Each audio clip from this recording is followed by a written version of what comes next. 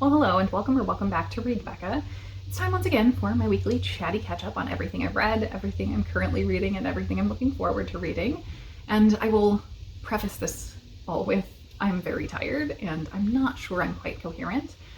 So this might be a very extra rambly one, but we'll get back to that later. So first, let's start with the books.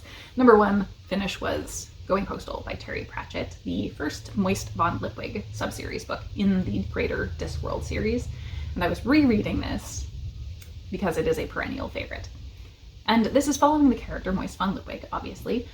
Moist is a con man who has been sentenced to death for his crimes, and then the lord of this area, Lord Vetinari, swoops in and secretly saves his life at the last minute with a lot of conditions.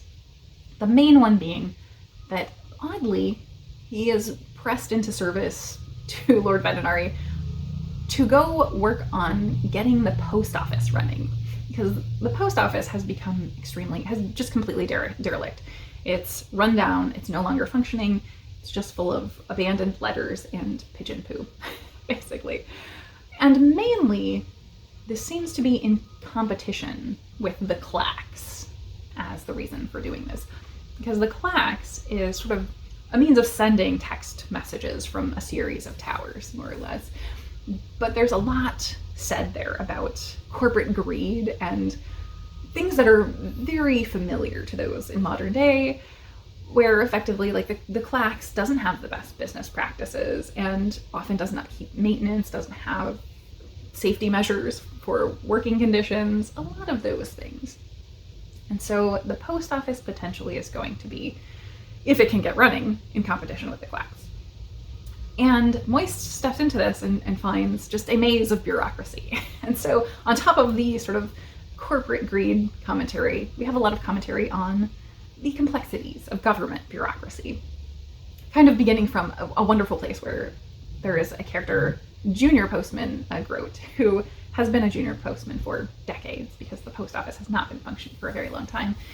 And he follows exactly the letter of the rules for the post office, but many of them are meaningless or no longer effective, certainly, no longer have any point. And it kind of goes to show that some of these things do have meaning in context only, but if you're just following the letter of the law, it doesn't keep things running. So great commentary on government bureaucracy, certainly. And it's not about cutting away bureaucracy, though, to resolve this. It is about finding more functional ways of delivering and things that are actionable, really. Being practical, I think, is one of Moist's key favorable traits. This also really intriguingly, and I don't remember if I mentioned both of these things the last time I read this, because I definitely have read it since I've had BookTube channel going. The book kind of addresses the falseness of both DEI in corporate settings, where it is sort of it's held up as a facade to put a stamp on we're doing DEI, rather than actually having it as a priority to care about diverse people. And the sort of gender bathroom question comes up. I really enjoyed that Terry kind of addressed that and was like, neither of these things are big deals, and pokes fun at how ridiculous they are, really. So I very much liked that, and interesting to see in a book from 2004. Timely as well. So I very much enjoyed my reread of this. Moist and adorable Dearheart remain my favorite people, my favorite couple in literature. And I will say, I was listening to this on audio as well, and I'm pretty positive I've not heard the audio of this before. It's hard to untangle because it's the same audio narrator as other books in the series, and I've listened to so many of them that it's very hard to remember. But I am pretty sure this was my first time listening to the audio of this one, and it was particularly good. And Adorable Dearheart's accent was not what I expected. So I will leave that one at that. Then I went on to my book club book, in-person book club book, Phoenix Keeper. And that was a very long book, nearly 500 pages, a very new release as well. And it is predominantly a cozy fantasy in terms of the bucket I have to put it in. And what it's marketed as, I guess. But I don't know what to do with this book in terms of actual delivery. And I did not like it at all. So, Phoenix Keeper Everything on paper, all the bullet point descriptions should be my absolute catnip. You're following Ayla, a zookeeper in a secondary world that feels very contemporary. So they have like cell phones and stuff, but it's very definitely a secondary world.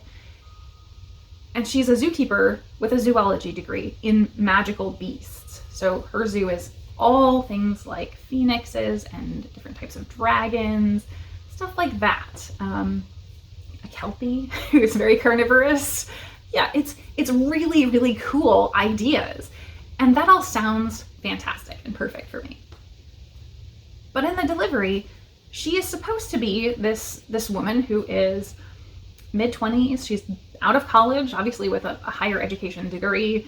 She's been working at this job as a zookeeper for 3 years, and yet she behaves like a child. Just so immature and irresponsible and unprofessional at every turn. And I think a lot of my problems with this would have been resolved if she had been aged down to a teenager who's an intern or something, and this was turned into a YA book, because it read very, very YA. Not that that's a problem, but everything about how this was written, she is too dumb to live, is really where she's at as a person.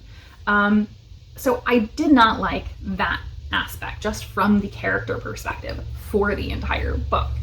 It also doesn't work as a cozy, because everything that the author is doing to deliver this story undermines coziness. The character has severe anxiety, or that's the label that she's given. I really didn't feel anxiety, or that it truly jived with my understanding of anxiety as a person who's experienced it pretty severely when I was younger. It just didn't ring true to the experience. And that's not to say there isn't variance. But what it came across as much, much more is that she's really paranoid about other people, and that makes her afraid. And it might not even be really paranoia so much as she thinks the worst of other people. She just is consistently thinking awful things about everyone around her. And she believes that they are thinking those things about her. So by natural extension, she is afraid of them and uncomfortable with people. Like, that makes sense. That's not really like being generally anxious. Yeah. So you're having these constant, like a litany of her just being really immature and childish, her panicking about kind of normal things because of how she thinks so negatively about everyone. And like, she just thinks about even her friends in really nasty ways. And that is hard to feel cozy. In the midst of all my ranting, I somehow failed to mention one of the things, or the thing that bothered me the most in this area. As she's getting to know the love interest, or softening to the love interest, she has always been terrified of doing stage shows, which is attributed to her anxiety, right? But she's utterly failed to do that part of her job for 3 years somehow. And her love interest breaks the news to her that nobody likes public speaking. And this is a massive revelation, that people have stage fright to our main character. I wish that were hyperbole on my part, but legit, that is how it plays out. She is shocked that other people don't like public speaking. And so she is encouraged to participate in stage shows because people get over their stage fright by doing it more and more, right? But we've been told all this time this is actually anxiety, right? And so she gets over it, and she successfully does stage shows, more or less. After all of this being a huge deal, it turns into more or less nothing. And it just reeks of either downplaying actual mental illness or my love interest cured my mental illness, both of which are pretty icky. We also kind of skip over the elements that should be cozy. So I think when you think of a cozy fantasy, what builds that up is the community aspect. People coming together to support the main character, or rebuilding the community, something like that. There's a pretty major element to this book that should be a renovation of part of the zoo for the animals that she cares for. And so she's sort of leading up that effort. And we sort of skip over that. It's a 2-month process, and we go from, okay, it's starting and we have 2 months, to, oh no, we're down to the final week. People showing up and her thinking nasty thoughts about them. And then we move on. So there was just no cozy there for me either. It was really, really rough in terms of that. So I just really didn't buy into any of the aspects of this. I also saw, even though this is the author's first book, the author is being billed as a romantasy author. In no way does this book deliver on romance either. This is not a romance book whatsoever. There are 2 small romance subplots. The first one is just not, you can't buy into it at all whatsoever.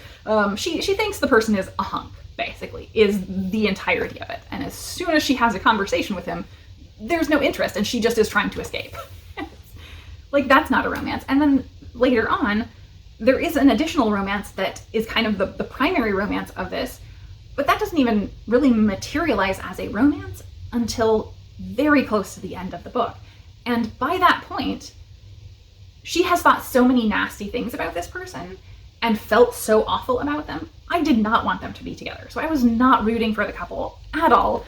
So by the time we got there, I was just so against this other person dating her that I couldn't buy into it. So that was very hard. I mean, we also had really major elements that undermined what this is doing that I guess fit into the kind of spoilery territory, very minor spoilery territory, but I will say minor spoilers. First off, there's an animal death. You cannot have an animal death in a cozy.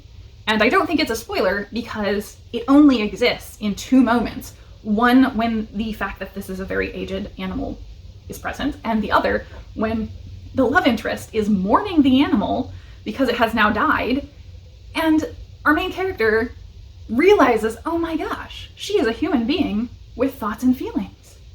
And so this animal death was only introduced to make our character even more dumb and awful. And she has been thinking awful things about this other person because she's been grieving, basically. Like, ugh. Yeah. And then the other minor spoiler aspect is that there's a pretty major, like, animal poaching plot line to this. Like, I would say that's the main plot. And the end picks up so much action because of that. I did actually get engaged in that, but it's the opposite of cozy. There was way too much threat for this to be cozy. So, finished with spoilers. I think based on all of those many things, the author just didn't really commit to what this was. And it felt like a mishmash of things and didn't really deliver in a satisfying way in any area. So big, big disappointment for me. I was so hopeful for this one. Unfortunately, it did not work at all. So that is what I have finished for this week. So onward, I am currently reading Tooth and Claw by Jo Walton. I'm still reading and almost finished with Letters from the Country by Carol Bly. I just barely started Letters to My Weird Sisters on Autism and Feminism by Joanne Limburg. And I am audiobooking, let's see if I can get this right in one go, That Time I Got Drunk and Yeeted a Love Potion at a Werewolf by Kimberly Lemming. And I'm almost done with that one. And then my audio hold for Acceptance came in, so I will be continuing on in my Southern Reach hybrid read as soon as I finish the Kimberly Lemming book.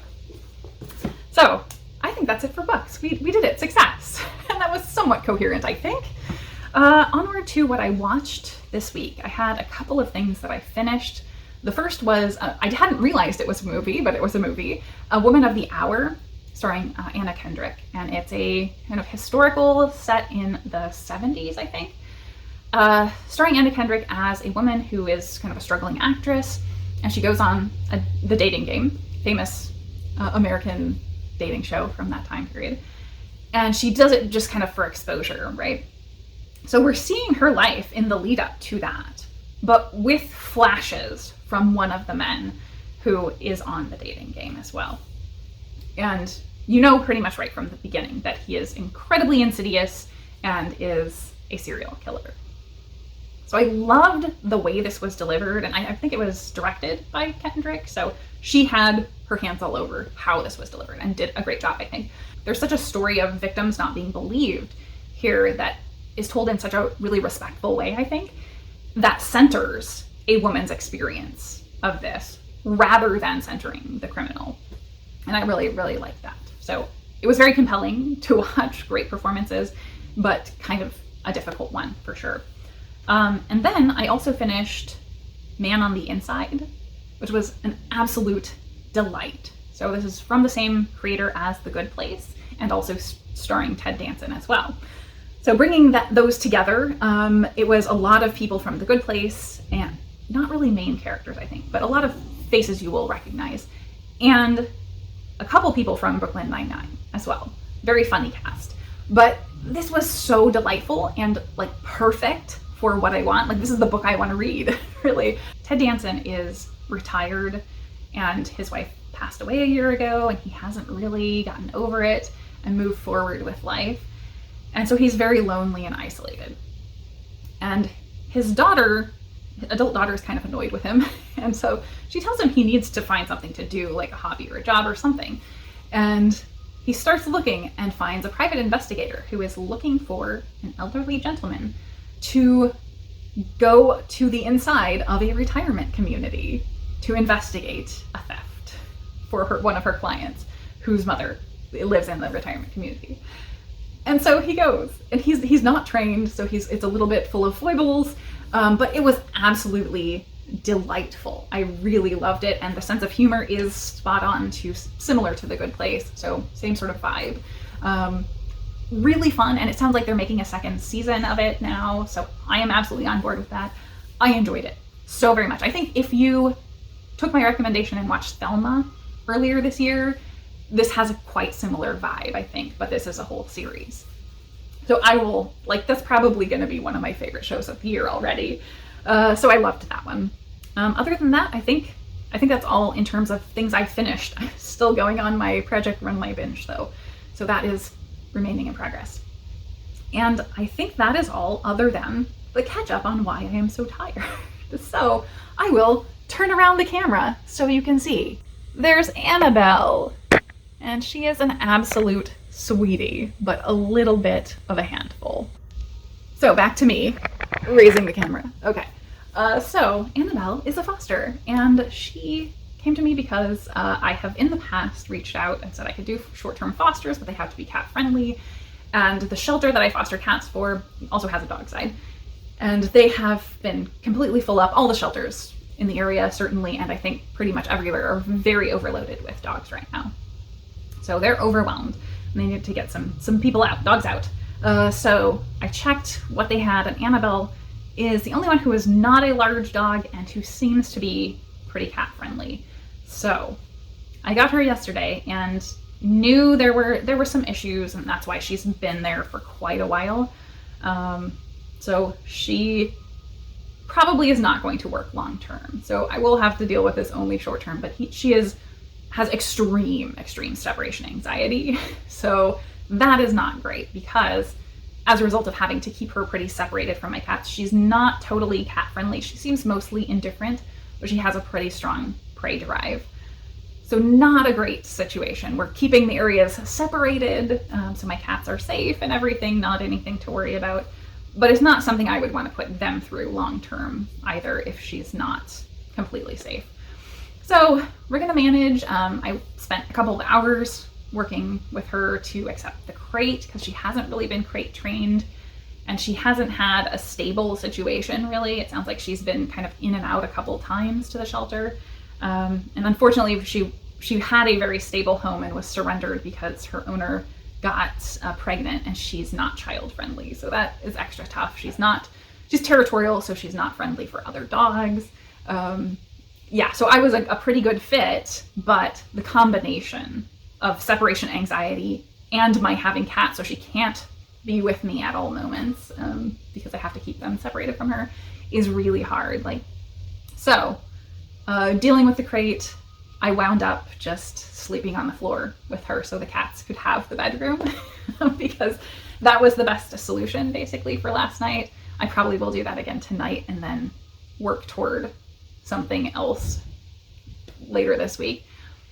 which is not like, that's not a big deal. It was just a lot because she, even with me there, still was like waking up and whining and crying because she didn't realize I was there. And she doesn't really love the crate, so she just hasn't gotten used to it. So if you have any amazing tips for separation anxiety dogs, I would love to hear them down below. I mean, I think it really is just a matter of patience and consistency with them, though, which I've been through with training cats too. So unfortunately, I don't think she's going to work out longer term, but I can at least give her a little while to work through what we can with her and see if we can get to a place that has some balance for her and my cats that will work. I don't know yet. But at least I'm busting her out for the weekend for sure. So she's sleeping, as you can see, adorably on the couch right now. So yeah, so that is my big excitement for the week for now. And we will see what the next week holds with the Annabelle. Yeah, so I think that is all for me today. And I haven't been watching a ton of BookTube because I've been so distracted, and just dealing with her, like, it means you get interrupted constantly. So I haven't been able to sit and focus very much at all. So I think that's all for me today. And I will say I hope you have a wonderful week in reading and life, and thank you so very much for watching.